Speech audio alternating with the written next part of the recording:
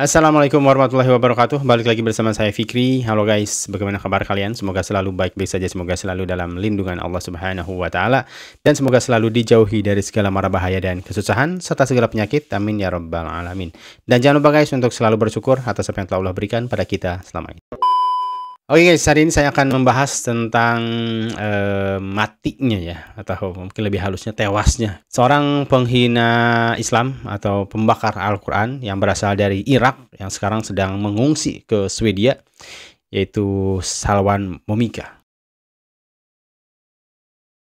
Orang ini sudah atau selalu membuat marah umat Islam di seluruh dunia dengan ulahnya ya, yang sering melakukan demo atau unjuk rasa di halayak umum dan sering membakar atau menginjak Al-Quran itu. Motif dia adalah agar Al-Quran ini dilarang penyebarannya gitu. Ya, dia menggelari diri dia sebagai seorang yang anti-Islam. Walaupun status dia di Swedia ini sebagai pengungsi ya, dan mungkin dia memilih Swedia untuk melancarkan aksi-aksinya karena di sana mungkin ada hukum yang sesuai dengan dia, yaitu yang bebas ya, di mana di sana itu seseorang bebas meluapkan ekspresi segala macam, termasuk juga mungkin dalam menghina agama dan membakar Al-Quran ini gitu guys. Padahal sebenarnya tindakan ini sebenarnya merugikan Swedia juga guys ya, karena banyak negara-negara muslim yang akhirnya melakukan protes ya pada negara Swedia, dan ini Swedia sendiri dibuat pusing sebenarnya oleh orang ini, di mana orang ini seperti mengancam gitu keamanan negara Swedia itu sendiri gitu guys, karena berpotensi untuk mengundang ya ekstremis orang yang mencari dia dan mengundang kemarahan tentunya seluruh umat Islam di seluruh dunia juga gitu guys.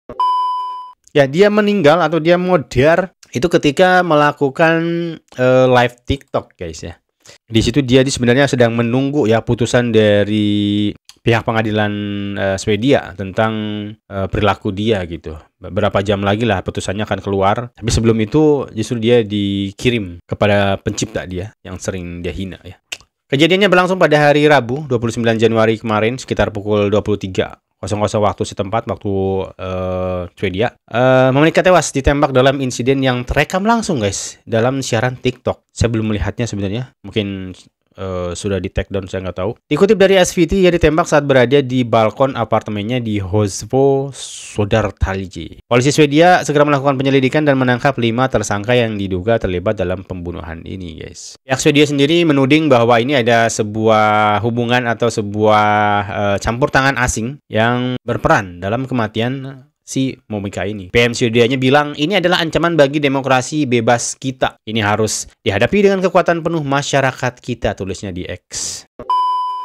Lalu bagaimana kita menanggapi kematian dari seorang penghina Islam atau pembakar Al-Quran ini? Ya kita sih alhamdulillah guys ya. Karena sebenarnya orang-orang seperti ini di dalam agama kita ya, manusia, bumi, pepohonan dan juga hewan itu beristirahat darinya, dari orang-orang seperti ini, dari kejahatan dia, dari tingkah laku dia yang meresahkan ya, yang merusakkan dunia ini guys. Jadi kita tuh akhirnya bisa beristirahat gitu, bisa beristirahat dengan tenang, dunia kembali damai gitu kan. Ya, berdalih atas nama kebebasan berekspresi, orang-orang seperti ini bebas ya, seperti melanggar atau menabrak hukum-hukum atau batasan-batasan yang seharusnya dijaga atau dirawat. Bayangkan guys, jika atas nama kebebasan berekspresi, seseorang bebas untuk menghina kamu, menghina keluarga kamu, menghina bapak kamu, itu kan istri kamu, anak kamu, dan keluarga kamu, maka ini adalah kebebasan berekspresi yang kebablasan menurut aku.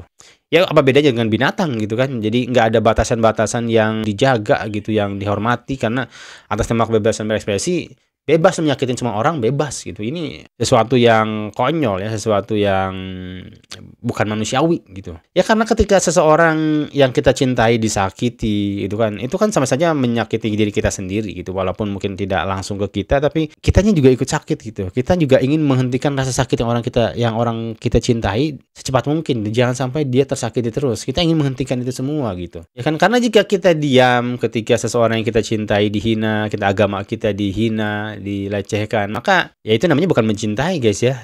Orang itu atau agama itu udah nggak ada nilainya bagi kita gitu. Itu menandakan bahwa memang agama ini tidak bernilai di sisi kita gitu. Ketika kita diam, acuh ya. Dan saya rasa Islam adalah satu-satunya agama ya, dimana ketika orang lain menghina nabinya, kitab sucinya, agamanya, itu otomatis umatnya pun akan marah gitu. Otomatis guys ya. Seluruhnya akan marah. Mungkin berbeda dengan agama-agama lain ketika nabinya atau Tuhannya diperlekehkan, dilecehkan, disebut gay, disebut segala macam ya, itu menjadi normalisasi di kalangan mereka.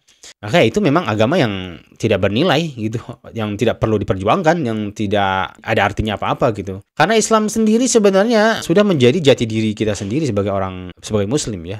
Karena ketika kamu bangun tidur sampai kamu kembali tertidur, itu Islam mengajarkan kita gitu. Islam ada di setiap langkah kita ketika bangun tidur sampai kita tidur lagi gitu. Islam itu sudah menjadi jalan hidup bagi kita. Dan Islam adalah diri kita sendiri. Jadi ketika orang mengusik, meremehkan, mencela, ya itu sama aja mencela diri kita sendiri gitu. Dan kita sakit gitu. Itu udah otomatis gitu guys. Ya bayangkan guys ya, ketika orang ini tewas, itu orang ini mati ya. Dia dan gelarnya akan menempel pada dirinya sendiri ketika mungkin nanti diangkat ke atas langit. Para malaikat mungkin mencium baunya yang busuk sekali. Siapa orang ini gitu? Maka ada suara dari langit yang menyebut si fulan ini adalah si Salwan Momika, orang si pembakar Al-Quran gitu. Nama yang hina gitu guys, nama yang tenar, nama yang populer yang akan terus menempel pada diri dia nanti, dan dilemparkanlah dia dari atas langit ke liang kuburnya dengan sangat hina ya, dan dia akan bertanggungjawabkan semua perbuatannya di dalam kubur dia, dan Allah akan mengazab dia dalam kubur. Ya sebenarnya kalau bilang tentang para penista agama, sebenarnya masih banyak juga ya yang berkeliaran. Salah satunya ada juga di orang Indonesia ya, yang disebut nama aslinya Suniti. Dia menyebut diri dia sebagai Dewi Bulan. Dia juga pernah menantang Allah untuk mengazab dia. Bahkan dia memberi waktu pada Allah. Ketika dia masih hidup sampai tempo waktu tertentu tidak diazab oleh Allah, maka Allah adalah Tuhan yang palsu. Tahun lalu saya menantang Allah yang katanya adalah Tuhan kalian yang maha kuasa. Saya tantang Allah lagi tahun ini kalau bisa menghancurkan hidup Dewi Bulan. Seperti itu guys, gila ini orang ini.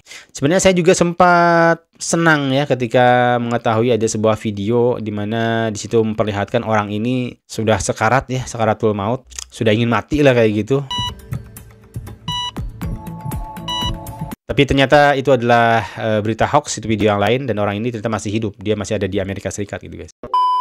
Lalu kenapa sebenarnya Allah tidak langsung aja mengazab orang-orang seperti ini gitu kan, langsung mematikan orang-orang ini gitu? Saya rasa kita berhusnuzon ya, karena zaman dahulu pun sebenarnya sudah ada orang-orang kayak gini guys. Ketika orang-orang ini minta pada Allah, jika apa yang dibawa oleh Nabi Muhammad itu benar, maka ajablah kami gitu, agar kami meninggal gitu segala macam. Itu sudah terjadi guys jauh-jauh hari gitu. Dan menurut aku kalau langsung meninggalkan pada hari itu enak banget ya orang-orang kayak gini gitu. Enak banget, ini kayak seperti sebuah keistimewaan. Lu minta kepada Allah terus Allah kabulkan gitu. Enak aja lo gitu kan.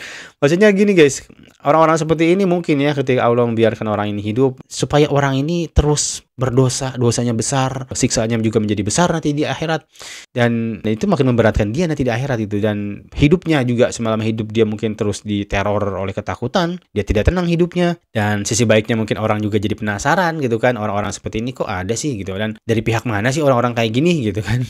Dan mungkin dia juga akan penasaran apa itu Allah, apa itu Islam, dan akhirnya banyak orang yang tertarik dengan Islam. Dan mungkin juga ya, gak ada yang gak mungkin guys, mungkin juga orang-orang kayak gini nanti mungkin juga Allah beri hidayah. Kita terdoakan yang terbaik, mudah-mudahan orang-orang seperti ini diberikan hidayah oleh Allah Subhanahu wa taala. Dan banyak ya orang-orang yang terdahulu juga dari zaman Nabi yang akhirnya menjadi orang terdekat Nabi Muhammad SAW, seperti Umar, orang yang tadinya memusuhi Allah akhirnya berbela balik, membela Allah dan rela mati gitu, untuk membela agama Allah. Oke, sekian mungkin guys untuk video kali ini. Mohon maaf jika ada salah kata dan salah data yang saya sampaikan. Sampai jumpa di video selanjutnya. Assalamualaikum warahmatullahi wabarakatuh.